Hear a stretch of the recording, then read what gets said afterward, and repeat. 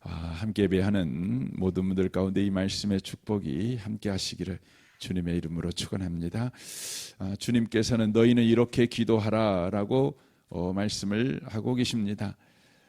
너희는 앞에 있는 그들과 대비되는 바로 호칭입니다. 바로 너희는 이렇게 기도하라 이렇게 말씀하고 있는 것이죠. 하늘에 계신 우리 아버지여라고 기도하라는 것입니다. 어제 하늘에 대해서 잠깐 나눴습니다. 하늘은 하나님이 계시는 바로 장소라고 하는 것이죠.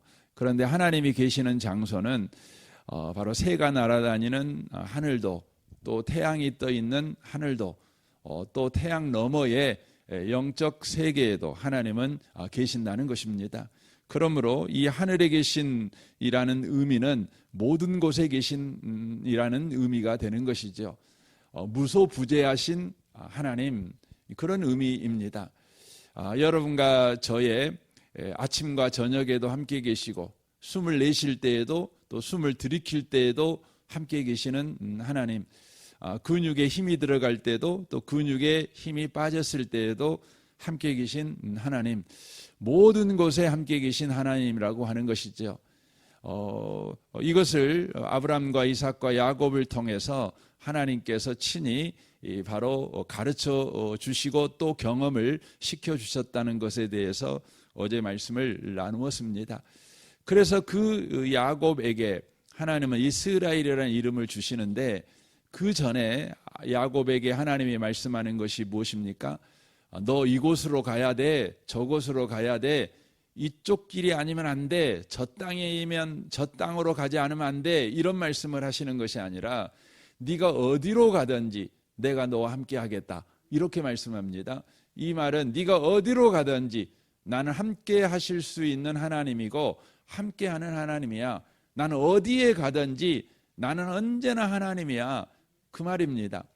그러니까 여러분, 한국 땅에 오면 하나님은 한국에 있었던 수많은 그 신들보다 우선순위가 한 10번째로 밀려나시는 하나님이라는 의미가 아닙니다.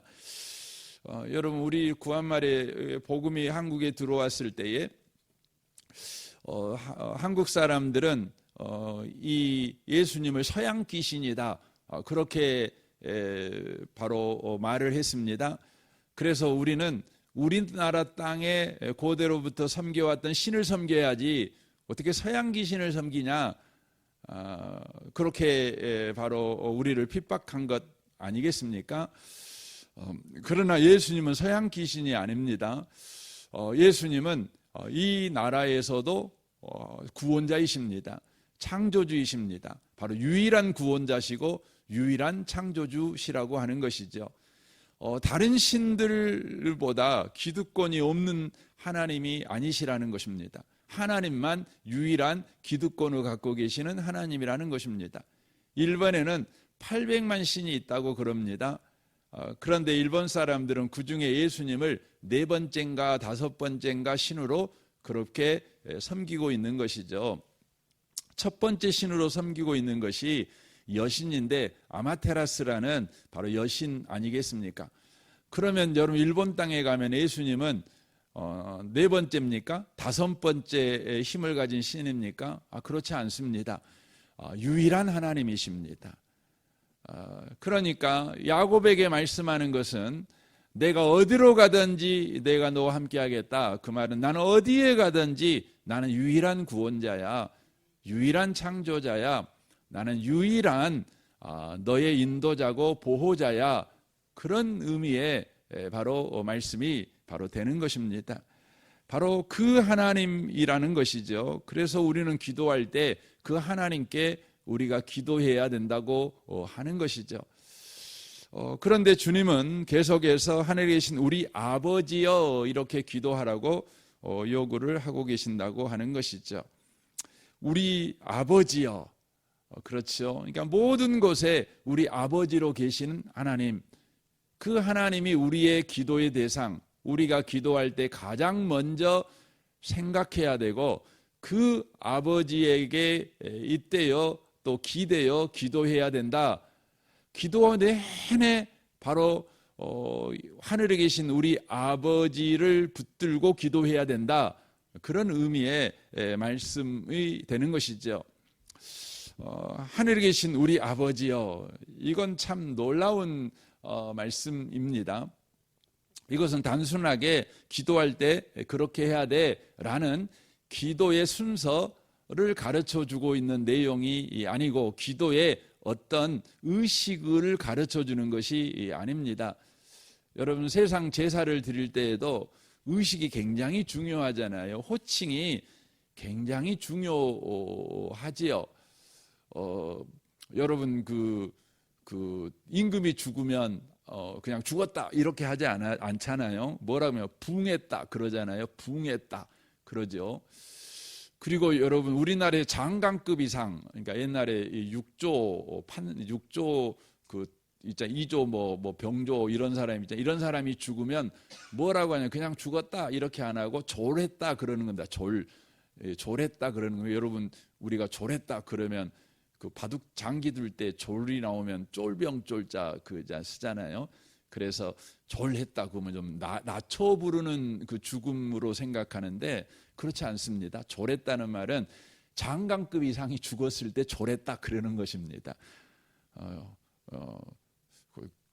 여러분 서로 졸하셨다고 나중에 뭐 그럴 필요까지는 없겠지만 그런 정도는 여러분 이해하실 필요가 있죠. 그러니까 우리나라에서는 이 유교에서는 굉장히 의식이 중요하잖아요. 그래서 함부로 그 호칭을 그 제사 드릴 때 쓰지 않습니다. 정한 호칭만 쓰는 거죠. 지금 예수님께서 그걸 가르쳐 주고 있는 내용이 아닙니다. 하늘에 계신 우리 아버지여 라고 하는 것은 이것은 단순한 호칭이 아니라 이것은 바로 정체성의 선언을 이야기하고 있는 것입니다. 네가 기도할 때에 기도의 대상이 하나님이라는 것, 아버지라는 걸 잊지 말아야 돼. 이 말은 네가 바로 누구냐? 네가 바로 그 아버지의 아들이야. 그 아버지의 딸이야. 너는 기도할 때 아들로서 딸로서 기도하는 거야. 아버지께 기도하는 거야. 바로 이것을 바로 이야기를 해주고 있는 것입니다. 여러분 하나님의 아버지다. 이 말은 어떤 의미입니까? 하나님하고 우리의 관계가 주인과 종의 관계 혹 주종 관계가 아니라는 걸 이야기하는 겁니다. 바로 부모 자식 간의 관계라는 것이죠. 여러분 아무 상관없는데 힘만 센 하나님에게 우리가 기도하는 것이 아닙니다. 우리 사장님에게 기도하는 것이 아니라 우리의 아버지께 기도한다는 것이죠. 그래서 우리의 기도는 자세 자체가 완전히 다른 거죠. 우리의 기도는 바로 여러분 그 주인에게 기도를 하는 것이 아니라 아버지께 바로 기도하는 거라는 것이죠. 이 말씀은 여러분 인류 역사가 지내오면서 수없이 많은 종교들을 만들었습니다. 근데 그 종교의 가르침을 한 방에 뒤집어 엎어버리는 그런 말씀인 것입니다. 여러분 세상의 모든 종교에서 인간은 신의 종으로 그렇게 규정합니다. 모든 인간은 신의 종입니다. 그리고 신은 바로 인간의 바로 주인이 바로 되는 것이죠. 그래서 인간은 기본적으로 신 앞에서 두려움을 가져야 합니다. 그리고 인간은 종인 까닭에 그 신을 어떻게 해야 돼요? 섬겨야 되는 것입니다. 만약에 그 신을 잘못 섬기면 어떻게 되죠? 벌을 받게 되는 것이죠. 망하게 되는 것이죠. 그러니까 세상 모든 종교가 다 그렇게 되어 있습니다. 유교도 그렇고 여러분 이슬람도 그렇고 힌두교도 그렇습니다. 불교는 사실은 더 정확하게 말하면 불교는 그 신이 없습니다. 그래서 우리 한국의 불교는 사실은 그 부처가 가르친 불교가 아니거든요. 부처가 가르친 불교는 부처가 나 믿어, 나는 대자 대비해, 그러니까 나한테 기도하면 응답해 줄게, 이렇게 가르친 적이 한 번도 없어요. 가르친 적이 없어요. 근데 우리나라에 들어온 불교는 바로 우리나라의 샤머니즘하고 합해가지고 귀복 종교로 바뀌게 된 거죠. 그래서 석가모니를 바로 응답해 주시는 신으로 그렇게 빌고 있는 거죠. 하지만 석가모니가 말했던 이 불교는 바로 자기를 신으로 믿으라고 요구한 것이 아니라 너도 신이야 이렇게 이야기한 겁니다. 너도 깨달아갖고 신이 돼야 돼. 바로 이 생로병사의 틀에서 벗어나야 돼. 이렇게 가르친 것이죠. 그러니까 뭐 궁극적으로 보면 석가모니가 가르친 그 깨달음을 이제 벗어나게 되면 생로병사의 틀에 여전히 갇혀 산다는 의미가 되지요. 여러분 세상의 모든 종교는요 인간은 신의 종으로 그렇게 세팅이 돼 있다는 것을 우리가 기억을 하셔야 합니다. 그래서 인간은 신을 바로 섬겨야 된다 이렇게 돼 있는 것이죠. 그러나 예수님은 지금 뭐라고 말씀하냐면 하나님은 너의 아버지셔 이렇게 지금 가르쳐주고 있다고 하는 것이죠. 여러분 아버지다 이건 완전히 뒤바뀌는 것입니다. 여러분 그 아이가 아버지를 섬깁니까? 아버지가 아이를 섬깁니까?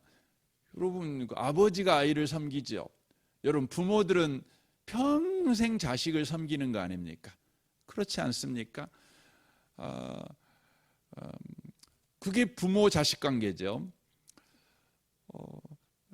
하나님이 예수님이 가르치는 거죠. 너는 하나님의 자녀야. 그러니까 네가 하나님을 섬겨야 될 자가 아니고 하나님이 너를 섬겨야 될 대상이야. 이렇게 말씀하고 있는 것입니다. 아유, 놀랍지 않습니까? 그러니까 여러분 우리가 기도할 때 내가 하나님을 섬겨야 돼요. 그래서 하나님을 내가 잘 섬겨야 돼요. 하나님의 마음에 들어야 돼요. 그래야 기도 응답을 받아요. 그 마음가짐 가지고 기도하는 거하고 하나님은 나를 섬겨주시는 분이셔요. 나를 섬겨주셔요. 나에게 나를 섬겨주려고 늘 마음을 나를 향하여 있어요. 어떻게 하나님은 나를 섬겨줄까? 내가 잘되게 해줄까? 복받게 해줄까? 자유인으로 삶을 살게 만들어줄까? 영광스러운 인생을 살게 만들어줄까? 늘 생각하면서 나를 볼 때마다 그런 생각하고 뭘 줘볼까? 맨 그 생각을 하고 계시는 분이셔요. 그런 분한테 여러분 기도한다면 여러분 여러분의 기도가 어떠실 것 같아요? 여러분 여러분이 명절을 기다릴 이유가 뭡니까? 명절 때는 그 아버지가 용돈 주잖아요. 그 평생 1년 내내 안 줬던 용돈 그날만큼은 주잖아요. 여러분 그 어머니 아버지가 주면 좋잖아요. 나이 들어갖고도 10,000원이라도 주시면 좋잖아요. 10,000원 없어서 그럽니까? 그냥 주면 좋아요. 받으면 좋아요. 여러분 하나님은 우리에게 주고자 하시는 분이셔요. 지금 이걸 바꿔버리는 것입니다. 뒤집어 버리는 것입니다. 지금. 그러니까 너 하나님 앞에 나올 때 뭔가 하나님 잘 섬기려고 나오지 말고 하나님이 너를 얼마나 잘 섬기려고 하시는 분인지 그거 너 기대하고 나와. 너 기도할 때마다 그 생각하고 기도해. 그러라는 것입니다. 그러니까 여러분 우리의 기도는 어떻게 계세요? 울고 불고 짜고 그러는 게 아니죠. 두려운 게 아니죠. 내 기도가 응답 안 되면 어쩔까? 내가 잘못한 것 이거 회개했는데 회개 똑바로 안 해가지고 그 하나님이 안 봐주면 어쩔까? 이런 겁을 먹을 필요가 없는 것이죠. 하나님이 우리를 복 주려고 작정을 하셨으면 여러분 우리를 사랑하려고 작정하셨으면요 여러분 가정의 허물이 문제가 되지 않아요. 문제가 되지 않아요. 여러분 우리 결혼할 때 그러잖아요. 연애할 때 어느 날 갑자기 그 사람이 우리 마음에 확 들어버려요. 주변 사람들은 우리한테 와서 너 저 사람이 이런 약점이 있고 저런 약점이 있고 저런 흠이 있고 막 이야기를 해줘요. 다시 생각해 보라고. 그런데요, 놀라운 건요, 사랑하기로 딱 마음을 작정해 버리면은요, 주변 사람이 말하는 흠이 도리어 다 매력으로 느껴져요. 예, 그렇죠. 매력으로 느껴져요. 사람을 싫어하잖아요. 그러면 주변 사람들이 장점으로 막 가서 저 사람 그래도 저 사람 그런 사람 아니야, 이런 사람이야 막 말해줘도요, 그것이 다 더 기분 나쁘게 느껴져요. 여러분, 하나님은 우리의 아버지십니다. 여러분, 이걸 놓치시면 안 돼요. 이 이야기는요, 예수님이 처음 한 이야기가 아니에요. 이 이야기는 하나님께서 먼저 하신 말씀입니다. 그러니까 예수님이 지금 이 신약 성경에 와서 하나님은 우리의 아버지셔 이렇게 말씀한 것이 아니라 구약 성경에서 이미 하나님께서는 이스라엘을 향하여서 너는 내 아들이야, 내 장자야 이렇게 말씀하십니다. 출애굽기 4장 22절에서 그렇게 말씀하시죠. 이 말씀을 하실 때 이스라엘의 상황이 어떤 상황이었냐면 400년 동안 애굽에서 바로의 노예 생활을 하고 있을 때였습니다. 노예였습니다. 여러분, 400년 동안 노예가 되었다. 노예가 노예를 낳고 또 노예가 노예를 낳고 또 노예가 노예를 낳고, 우리 할아버지도 증조 할아버지도 고조 할아버지도 그 이때 할아버지도 이때 할아버지 그 더 할아버지도 노예였어요. 그래가지고 지금 내가 노예 생활을 하고 있는 것이죠. 여러분, 400년 동안 노예 생활을 했다. 그럼 어떻게 되겠어요? 여러분, 자기가 어떤 정체성을 갖겠어요? 자기 자신은 참으로 의미 없고 소모되고 사라져버리는 그런 하찮은 존재, 막대해도 되는 존재, 매를 맞아도 되는 존재, 뺨을 맞아도 되는 존재, 굶어도 되는 존재, 차가운 방에 자도 되는 존재, 다 떨어진 옷을 입어도 되는 존재, 늘 먼지투성이인 삶을 살아가는 존재, 누군가가 나에게 야, 너 이놈 저놈 그렇게 불러도 되는 존재, 이런 정체성을 갖지 않겠어요? 완전히 바로 갈기갈기 찢겨진 정체성을 갖지요. 400년 동안 노예 생활했으니 완전히 애곡된 정체성을 갖고 깊은 정체성의 상처를 바로 가지고 살지 않겠습니까? 이런 사람들에게 주님이 오셔갖고 뭐라고 말하냐면 너 노예 아니야, 너희들은 나의 아들이야 그랬어요. 내 아들이다 그랬어요. 누가 말했다고요? 하나님이요. 하나님이 내 아들이다 이렇게 말했다는 말은 어떤 의미입니까? 너는 신의 아들이야, 신의 딸이야 이렇게 말했다는 거 아닙니까? 당시에 신의 아들, 신의 장자라는 칭호를 받았던 사람이 있었어요. 유일한 사람이에요. 누구냐면 애굽의 바로였습니다. 애굽의 바로는 바로 신의 아들이라는 의미예요.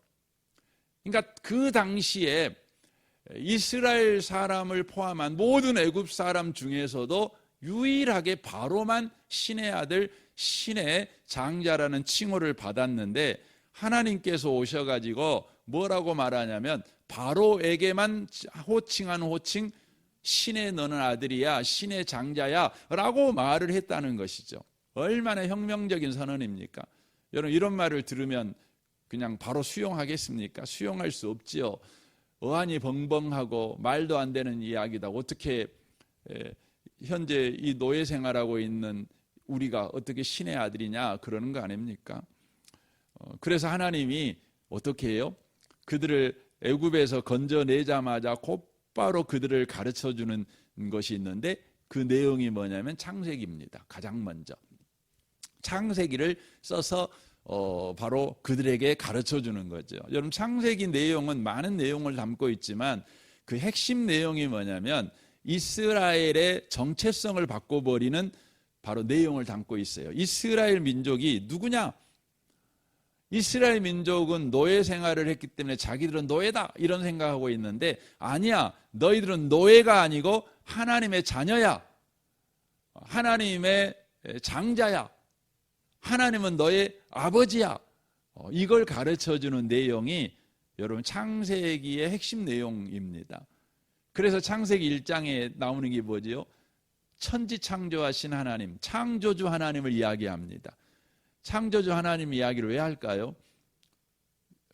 그 이야기하는 이유가 뭐냐면 바로 아버지는 자녀를 낳잖아요. 우리는 우연히 이 땅에 존재하는 존재가 아니잖아요. 하나님에 의해서 낳아진 존재잖아요. 그래서 하나님은 어떤 분이라고요? 우리의 아버지가 되신다. 이걸 가르쳐요. 창세기에는 하나님의 아버지라는 직접적 단어가 한마디도 안 나와요. 하지만 하나님이 하시는 일을 가만히 보고 있으면 하나님은 우리 아버지셔요. 하나님은 우리를 딱 낳고 어떻게 하셔요? 그냥 내버려 두나요? 아니에요. 그가 살 수 있도록요 집을 지어주셔요. 집을 주셔요. 뭘 주셔요? 에덴 동산을 주셔요. 그리고 그가 먹고 살 수 있도록 에덴 동산에 온갖 가시를 심어줘요. 그걸 다 먹고 살죠. 그리고 뭘 줘요? 자유를 줘요. 자유를 주죠. 어떤 자유까지 주죠? 아버지를 외면할 수 있는 자유까지 줘요. 아버지를 떠나버릴 수 있는 자유까지 줘요. 이게 아버지이기 때문에 가능한 거예요. 여러분 회사 사장님은요 그런 자유 주지 않아요. 아버지만 그럴 수 있는 거죠. 왜냐하면 아버지의 목표는 뭡니까? 아버지의 목표는요 그가 성숙하기를 원하기 때문에, 그가 독립적인 사람이 되기를 원하기 때문에, 그가 바로 성숙한 사람이 되어서 자발적으로 자유를 가지고 아버지와 관계하는 사람이 되기를 원하시기 때문에, 이게 아버지가 자녀를 향해서 바라는 거죠. 그래서 뭐 하셔요? 아버지이기 때문에 그에게 약속을 주셔요. 약속을 준다는 말은 아버지와 자녀 관계가 바로 인격적 관계라는 것을 바로 이야기하고 있는 것이죠. 그런데 인간이 타락하잖아요. 범죄해요. 근데 어떻게 해요? 바로 심판하는 것이 아니라 찾아오셔요.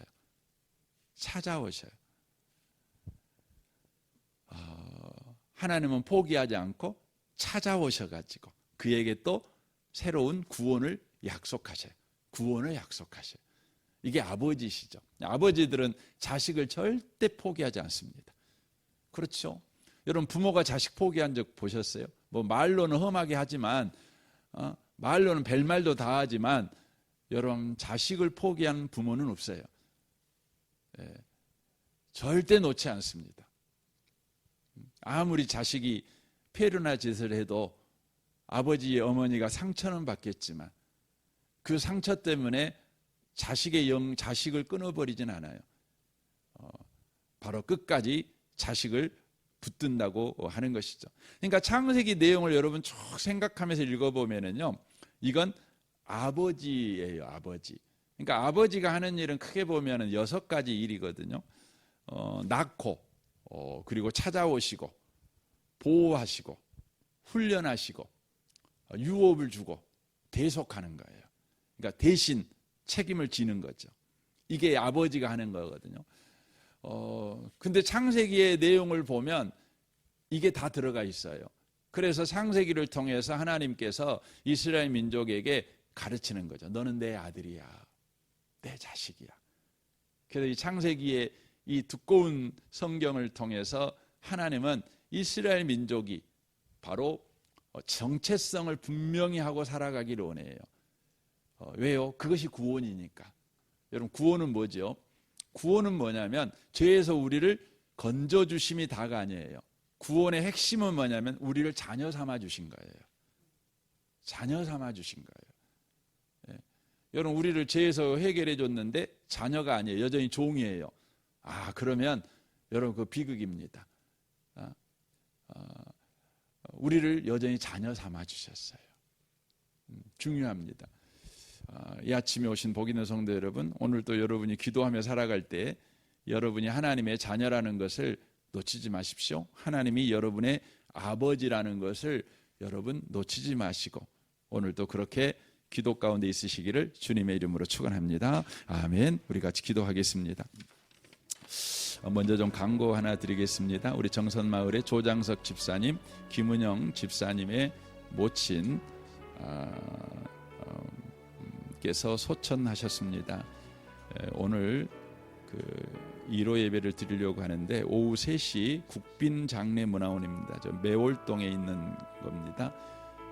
교회에서 함께 가기 원하시는 분은 2시 20분까지 교회로 오시면 함께 가도록 하겠습니다.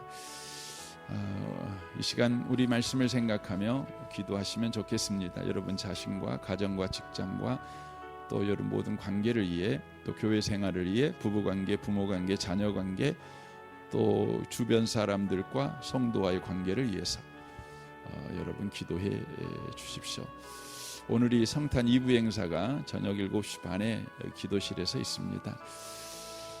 이를 위해서도 여러분 기도해 주십시오. 이 나라 이 민족과 북한과 열방을 위해서도, 선교사님과 또 농어촌 교회들을 위해서도 기도해 주십시오. 우리 좋으신 주님께 통성으로 구하겠습니다. 기도하겠습니다.